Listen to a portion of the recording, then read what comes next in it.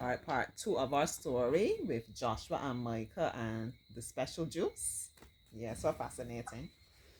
All right, Joshua, the last thing I said, Micah said to Joshua, sure, you go and cool down while I pour you a big glass, or we normally say a tall glass, right? A tall glass of my special juice. You got anything for me, Joshua? When I done drank the juice, me and Michael went outside and played. After Joshua finished drinking the juice,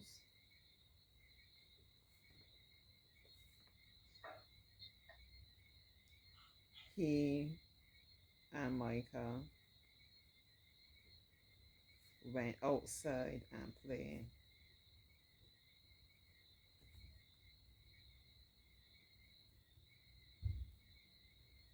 By the way, said Joshua, what is that special ingredient that you put in your juice? It tastes different to anything that I've ever had before.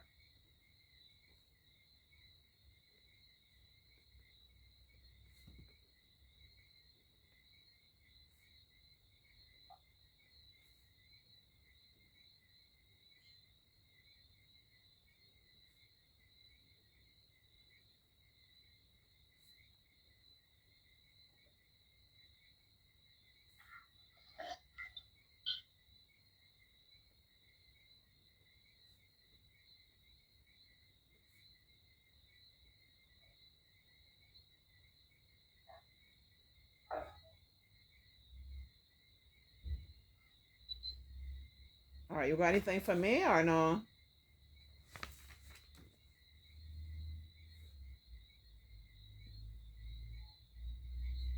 Me and Michael went outside and played. Okay.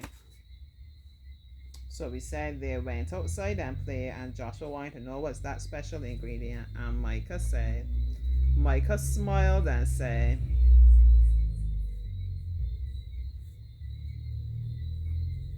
that is my special secret. That is my secret ingredient. That is the aim. All right, you like that story, Joshua? Yes, please. You see how we started off with just a simple sentence. Some sugar was left in the jar, right? We didn't force the story. We just took it. Well, I did that deliberately. You get a turn, Auntie gets a turn. We allow it to just unfold, right? Some sugar was left in the jar. Let me read it. You can think of a title for the story yet, or you can't think of any yet, Joshua?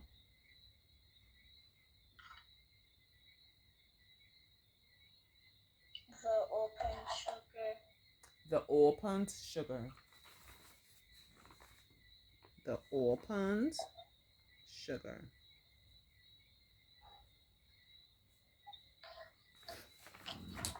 The Opened Sugar, a story by Joshua with a little help from Auntie Jessica. Okay? Some sugar was left in the jar. Mom used sugar to make tea. She forgot to put back on the lid. The ants crawled into the sugar. Sometime later, Granny passed by and covered the jar. The little boy was going to make some juice mix, and he saw ants in the sugar. Oh dear, said the little boy. This is very embarrassing. I wanted to make some juice mix for my friend Joshua, who is coming over to play with me. What will I do now? There is no more sugar in the house. I know I can add some Morby syrup to the juice mix to make it sweet. He had just finished his special mixture when there was a knock at the door. Joshua's father was at the door. "Hi," he said. "I have brought Joshua to play with you. He is very hot and thirsty because we walked up the hill to get to you." "Do you need some water?" asked the little boy. "I would rather have that juice that you have there," said Joshua. "It looks delicious. Can I go under the fan to cool down?" "Sure," said the little boy. "You cool down while I pour you a tall glass of my special juice." After Joshua finished drinking the juice, he and Micah went outside and played. "By the way," said Joshua, "what is that special ingredient you put in your juice? It tastes different to anything I ever had." Micah smiled and said, "That is my secret ingredient." Right? So what I want everybody, you too, Joshua, what I want you to understand about this story. You see how we were taking turns from the time we started off, and I said some sugar was left in the jar. And you said Mom used sugar to make tea. And Auntie said she forgot to put back on the lid and the ants crawled into the sugar.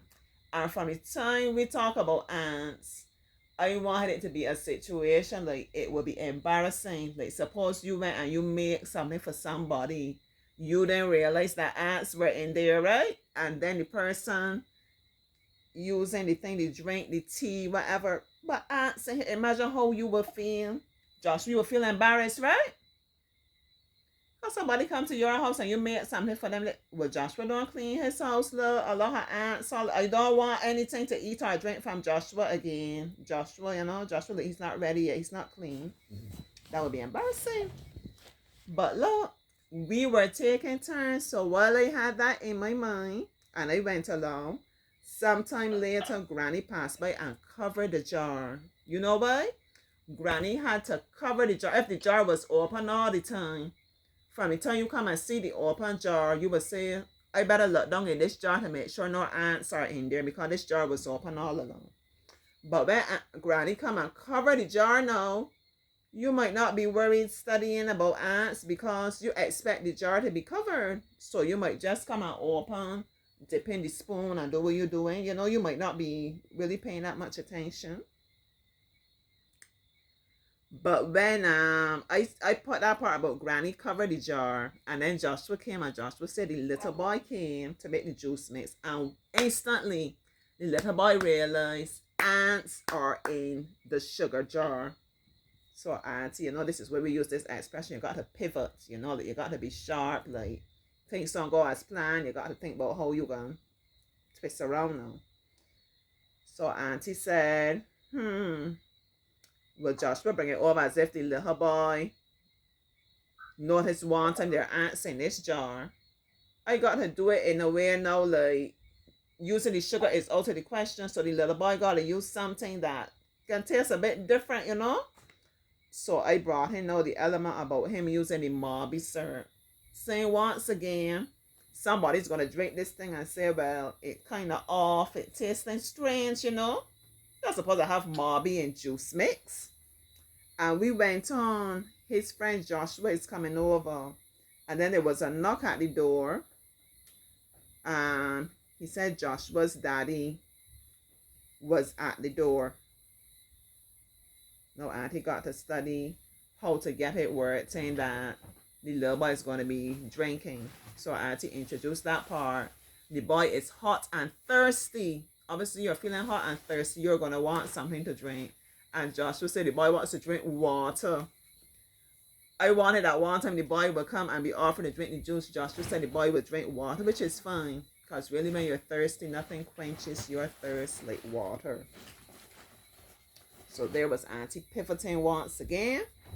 And I had to say, the little boy said, yeah, but I would rather have some of that juice because remember, we named the boy that made the juice mix. We named him Micah. Micah had just finished making the juice so Joshua can see it like there on the counter, you know. Joshua said, I'd rather have some of that drink than the water. It looks really tasty. And then Joshua said that he said, can I go under the fan? Auntie got a roll back in this drink because that's how Auntie trying to, you know, the big part about the story. Sure, go under the fan. While you're under the fan, I'm going to pour you a big glass of that drink while you're cooling down. And then Joshua came and said, well, he told him went outside to play. Once again, I have to be able to bring in the reaction from drinking it. So I said, well, it tastes different. What's the special ingredient? So we always got to be sharp. We always got to be able to figure out ways to keep our story interesting. Right, Joshua? What do you think was the interesting part in that story?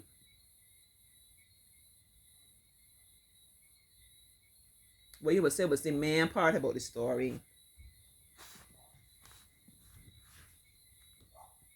No sugar. No sugar.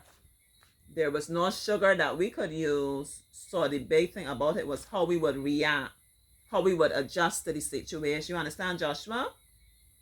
Initially, the boy panicked and we made it interesting. How did we, what were some of the things we did to make it interesting? We used conversation, right, Joshua? The boy was saying, oh dear, this is embarrassing. What am I going to do now? And so on. We were understanding how he was feeling, probably feeling anxious, like Joshua coming just now. I want to be able to offer Joshua something, what I'm going to do, you know? And then he thought it through. I know. But you could picture the light bulb going off and he said, I know what I will do. I will use this Mobby instead.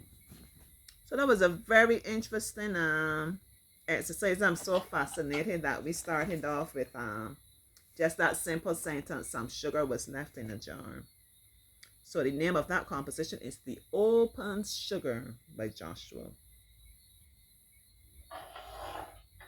Alright, so this is the end of our composition video. Some sugar was left in the jar.